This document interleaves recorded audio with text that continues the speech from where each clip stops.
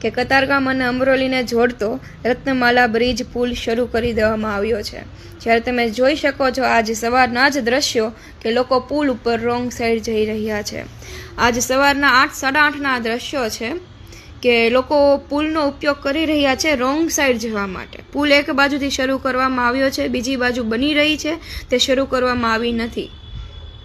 તમે જોવો અત્યારે એટલું બધું પણ ટ્રાફિક નથી, છતાં લોકો પુલનો રોંગ સાઈડ ઉપયોગ કરી રહ્યા છે। મારો મેઇન પ્રશ્ન એ છે કે જો કોઈ દુર્ઘટના ઘટે કે કોઈ અકસ્માત થાય તો એના માટે જવાબદાર કોણ બનશે? જવાબદારી કોની રહેશે એ દુર્ઘટનાની પાછળ? આ કરવું કેટલું અંશે યોગ્ય કહેવાય? મને એ નથી સમજાતું કે લોકો પોતાના કોઈ પણ એટલી બધી તે શું ઉતાવળ હોય છે કે પોતાના જીવને એટલું મોટું જોખમમાં નાખે છે, આવડું મોટું રિસ્ક ઉઠાવે છે।